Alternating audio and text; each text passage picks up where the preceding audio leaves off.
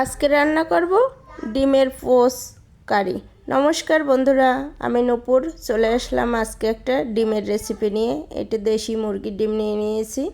এখন আমি এটা একটা একটা করে পোস করে ভেজে নেব, কারণ আমি এটা আজকে ডিমের পোসের কারি করব। তাই এরকম একটা একটা করে ডিম ভেঙে ভেঙে এই যে দেখো পোস করে নিচ্ছি।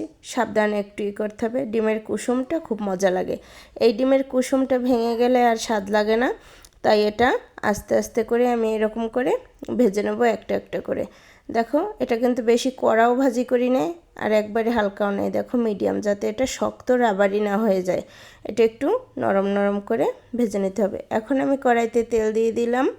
দেখো এই যে তেলটা সরিষার তেল দিয়ে আমি রান্না করব, তাই এই তেল দিয়ে দিলাম। এই তেলের ভিতর আমি এখন এর ভিতর আলু দেবো, তাই আলুটাও একটু ভেজে নেবো আগে থাকতে। এই যে দেখো আমি আলুটা দিয়ে দিয়েছি, লম্বা লম্বা করে কেটে নিয়েছি। এখন লবণ হলুদ দিয়ে সুন্দর করে আলুটা আমি ভেজে নেব।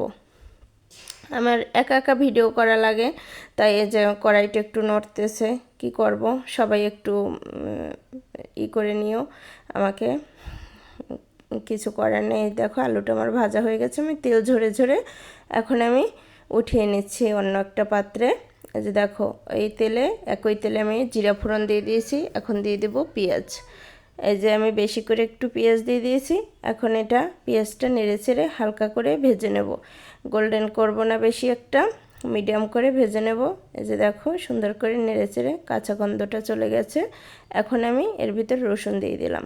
আমি আজকের রসুন দেব, অল্প পরিমাণ রসুন দেব। আমি ডিমের কারিতে একটু রসুন দেই, অনেকে দেয় না, যারা দাও না স্কিপ করতে পারো। এখন আমি হলুদের গুঁড়া মরিচের গুঁড়া দিয়ে তেলের উপরই নাড়াচাড়া করে নিলাম। আমি কিন্তু জল দেইনি, তাহলে তরকারির কালারটা খুব সুন্দর আসে।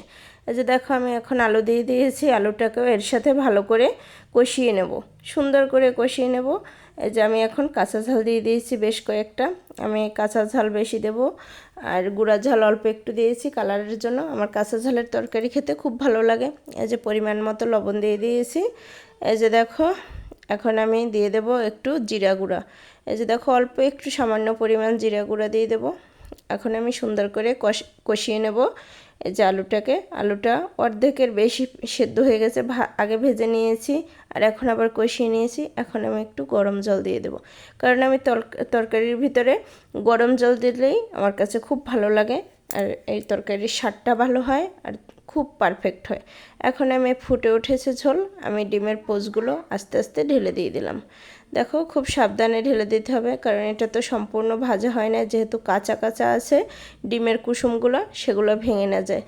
তোমরা বিশ্বাস করবা না, যারা ডিম পছন্দ করো না, একবার খেয়ে দেখো এরকম করে ডিমের পোসের কারি। আমাদের বাসার আমরা সবাই পছন্দ করি, তাই আমি প্রায় এরকম রান্না করে থাকি। যে দেখো ডিম তো একই রকম, তাই বিভিন্ন রকম রান্না করি, বিভিন্ন রকম স্বাদ হয়। এই ডিমের কুসুমটা অনেক স্বাদ লাগে খেতে। দেখো একটু গরম মশলা দিয়ে দিলাম। এই যে দেখো এখন আমার ফাইনাল লুক। সবাই ভালো থাকবে, সুস্থ থাকবে, আমার জন্য আশীর্বাদ করবে।